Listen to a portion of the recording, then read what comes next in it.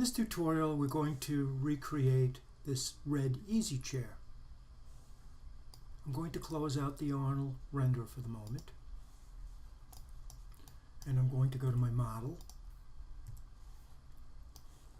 and I'm going to navigate to the top view. I'll hit A on the keyboard so I can see my interior. I'm going to start by drawing the footprint for a Polygon primitive cube, one that'll represent the cushion that we would sit on. Once I have the footprint, I will go to my perspective view and drag up to give it some thickness. I'm going to zoom in on the perspective view. With the Polygon selected, I'm going to go to the Attribute Channel window. Now I can click on the three panels in the upper right hand corner below the lock in the corner of the user interface, or I can hit Control A on the keyboard. I'm going to click on the Polygon cube name under the word Inputs, and I'm going to change the subdivision's width, height, and depth to 5. When I do so, my polygon is comprised of a number of polygons that allow me to shape this to something more organic, yet keep the square corners that look like the cushion of our chair. I'm going to hit 3 on the keyboard to preview it. And there's my cushion. I'm going to go back to my orthographic views, and in my front view I'm going to drag it up to give it a little height. We're going to be putting legs under here that will go from the bottom cushion to the floor. I'm going to Command D to duplicate it, and I'll pull that up above the original. So if I was to look at my perspective view now, I have these two pieces of geometry that will comprise the base and the main cushion for seating.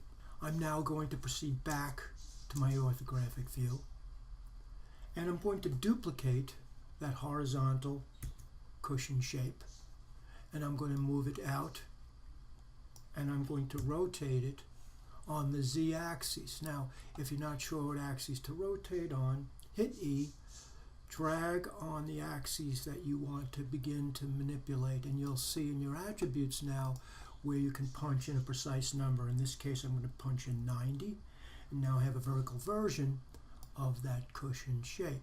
If I were to go to my perspective view, there's the makings of the first arm. Now it's much too tall, so I'll return to my orthographic front view again.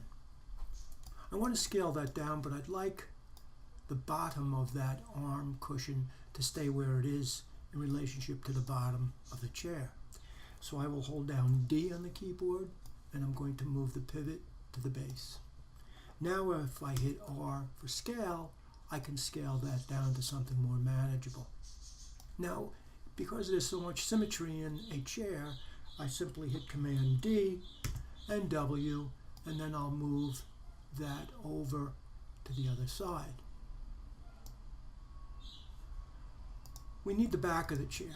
So if I were to stay in this view and duplicate it once again, I can now use my rotation tool to rotate that cushion on the x-axis, and I will rotate it 90 degrees. I'm going to return my perspective view so I can play with this as far as scale and position. Now I could do this in my perspective view, or perhaps I'd be better off to go into my top view and place it in the back to begin with. At this point it becomes pretty subjective how you want this chair to go together. So I've scaled it to give it some width, but I definitely have to position it in relationship to the base of the chair. So I'll go to my orthographic front view once again, and I'll drag the cushion up like so. Now usually the back of the chair is higher than the front, so I'm going to hold down D, move the pivot to the base, and now if I hit R, I can scale the height of that. At this point, it really becomes a custom model. I'll probably tip it back a little bit so that it has a bit of recline.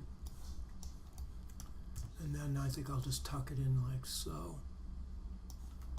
And if I was go to my perspective view now, you can see we've got a pretty nice easy chair. Now we're going to put the legs on, and we're going to use a simple cylinder shape. I'm going to go to the top view,